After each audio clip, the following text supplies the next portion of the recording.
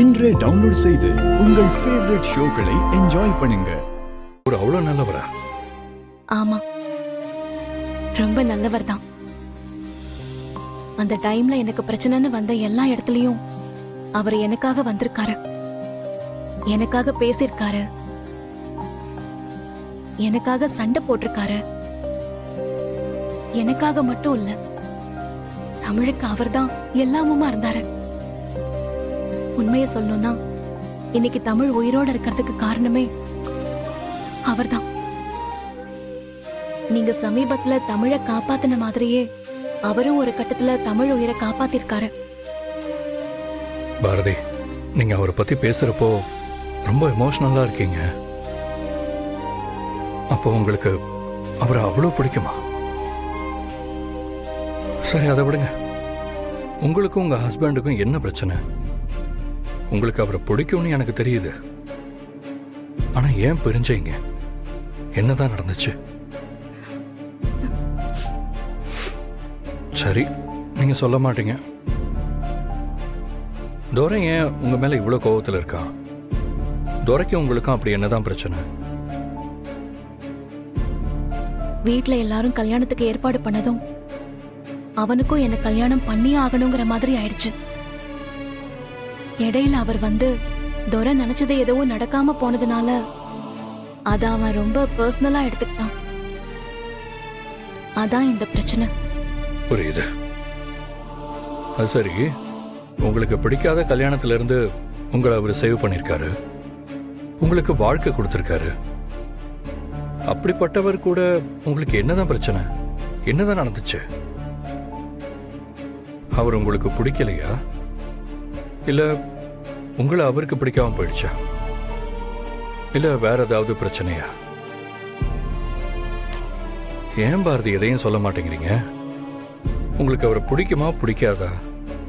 எதையும் என்னால தெரிஞ்சுக்க முடியல. நாங்க கேட்ட கேள்விக்கு நீங்க இன்னும் பதில் சொல்லல ஆதி. நீ கேட்ட எல்லா கேள்விக்கும் ஒரே பதில் தான். கல்யாண மேடை வரைக்கும் எனக்கு டைம் இருக்கு. அதுக்குள்ள நான் சொன்ன மாதிரி பாரதி ஹஸ்பண்டை கண்டுபிடிச்சு அவங்கள சேர்த்து வைப்பேன்.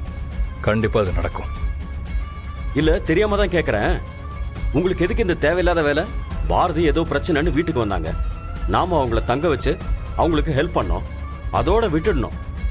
ஆனா நீங்க குழந்தைங்களுக்கு அப்பாவா இருக்கேன்னு சொன்னீங்க, பாரதியோட புருஷனை தேடி கண்டுபிடிக்கிறேன்னு சொன்னீங்க. இப்போ எங்ககிட்ட எதுவுமே சொல்லாம நீங்க பாட்டுக்கு கிளம்பி வந்துட்டீங்க. சரி, என்ன கூட விடுங்க. மித்ரா கிட்ட கூட எதுவுமே சொல்லாம யாரோ ஒருத்தர் வீட்டுல வந்து தங்கிட்டு இருக்கீங்க. இதெல்லாம் நல்லாவா இருக்கு? ஏன் திரும்ப திரும்ப ஒரே விஷயத்த பேசிட்டு இருக்கீங்க? நான் தான் நிறைய தடவை தெளிவா இதை பத்தி பேசிட்டேன்ல. அதையே பேசி இப்ப எதுக்கு தேவையில்லாம டென்ஷன் ஆகுறீங்க? டென்ஷன் ஆகாம வேற என்ன பண்ண சொல்றீங்க ஆதி? நீங்க நடந்துக்கிறது அப்படிதான் இருக்கு. நேத்து நான் உங்ககிட்ட வெளியில லாங் டிரைவ் போயிட்டு லஞ்ச் முடிச்சிட்டு ரிலாக்ஸ் பண்ணிட்டு வரலான்னு சொல்லி கேட்டேன். அதுக்கு நீங்க என்ன சொன்னீங்க? முக்கியமான வேலை இருக்கு, அதனால வர முடியாதுன்னு சொன்னீங்க. நான் அதுக்கப்புறம் உங்களுக்கு ஏதாச்சும் ஒரு வார்த்தை கேட்டனா? ஆனா நீங்க உங்க இஷ்டத்துக்கு பாரதி கூட கிளம்பி வந்திருக்கீங்க. அத பத்தி ஒரு வார்த்தை கூட நீங்க என்கிட்ட சொல்லல. அது மட்டும் இல்ல, யாருக்கும் இன்ஃபார்ம் பண்ணாம இந்த வீட்டுல வந்து தங்கி இருக்கீங்க. இதெல்லாம் என்னன்னு சொல்றது ஆதி? நீங்க நடந்துக்கிறது எனக்கு கொஞ்சம் கூட பிடிக்கல ஆதி. மித்ரா, நீ பேசுறதெல்லாம் வேஸ்ட். ஆதி கிட்ட நீயும் ஆரம்பத்துல இருந்தே இதெல்லாம் பிடிக்கலன்னு சொல்லிட்டு தான் இருக்க. ஆனா இவரு அதை கேட்ட மாதிரியே தெரியலையே. அவர் இஷ்டத்துக்கு ஒண்ணு யோசிக்கிறாரு, அதையே தான் பண்ணிட்டு இருக்காரு. நம்ம யாரையும் அவர் ஒரு பொருட்டா கூட நினைச்ச மாதிரி எனக்கு தெரியல. ஆதி, என்கிட்ட சொல்லாம கிளம்பி பாரதி கூட வர அளவுக்கு உங்களுக்கு இந்த விஷயம் அவ்வளவு முக்கியமானதா போயிடுச்சுல? இந்த அண்ணி உங்களை தேடி போறதா அவங்க அண்ணன் கிட்ட சொல்லிட்டு இருந்தாங்க.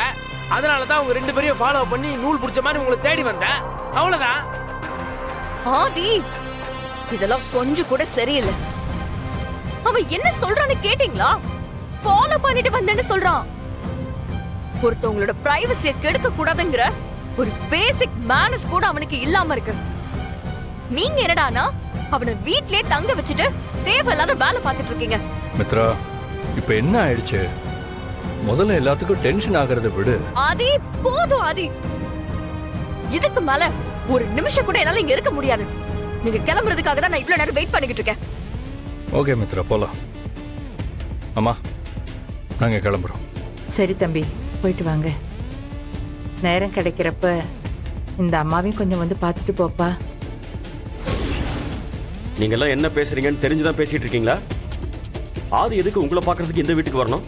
ஏங்க இப்போ எதுக்கு நீங்க இவ்வளோ டென்ஷன் ஆகுறீங்க? அப்படி என்ன நடந்துருச்சு? அவங்க ஏதோ ஒரு அப்ளிகேஷன்ல நம்ம கிட்ட அப்படி பேசுறாங்க, அதுக்காக நீங்க இப்படியா பேசுவீங்க? இதை பாருங்க சுதாகர் தம்பி, நான் ரொம்ப யதார்த்தமாக தான் சொன்னேன், நீங்க தப்பா எடுத்துக்காதீங்க. பாரதியும் குழந்தையும் உங்க வீட்டில் தானே இருக்காங்க, எனக்கு வேற யார் இருக்கா? நான் தனியா இருக்கேன். இவங்க வந்துட்டு போனா மனசுக்கு கொஞ்சம் நிம்மதியா இருக்கும். அம்மா நீங்க வேணா ஒன்று பண்ணுங்க, பேசாம கிளம்புங்க, எங்க கூடயே வந்துருங்க. உங்களுக்கு பாரதி கூட இருந்த மாதிரியும் இருக்கும், பேர பசங்களை பார்த்துக்கிட்ட மாதிரியும் இருக்கும்ல.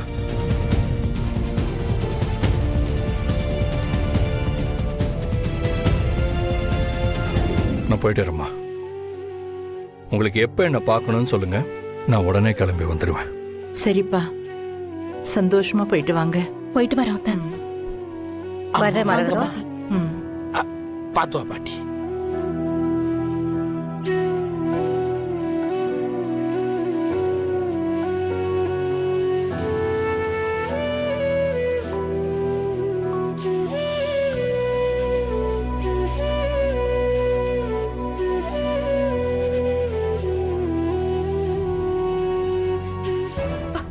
அண்ணா, ஆதி ஏன்னா இப்படி நடந்துக்கிறாரு? அவர் பேசுறதெல்லாம் பார்த்தா எனக்கு ஒண்ணுமே புரியல. ஆதிக்கு ஏதாவது தெரிஞ்சிருக்கும்னு நினைக்கிறீங்களா? தெரியல மித்ரா, எனக்கும் குழப்பமா தான் இருக்கு. சரி வா புறப்படலாம். கீ மறந்துட்டேன், நான் போய் எடுத்துட்டு வந்துடுறேன். மாப்பிள்ள எப்படி இருக்கீங்க?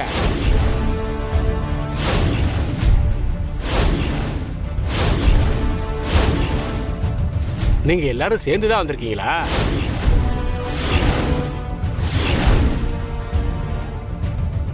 ரத்னா இருந்தப்ப எல்லாரையும் சேர்த்து பார்த்தது, அதுக்கப்புறம் பார்க்கவே முடியலப்பா.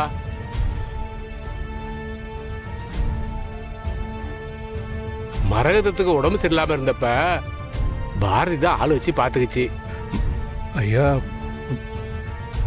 உங்களுக்கு என்ன யாருன்னு தெரியுமா? மரகதம், தம்பி என்ன கேட்கிறாருன்னு பாத்தியா? போங்க தம்பி, உங்களுக்கு எல்லாமே காமெடி தான்.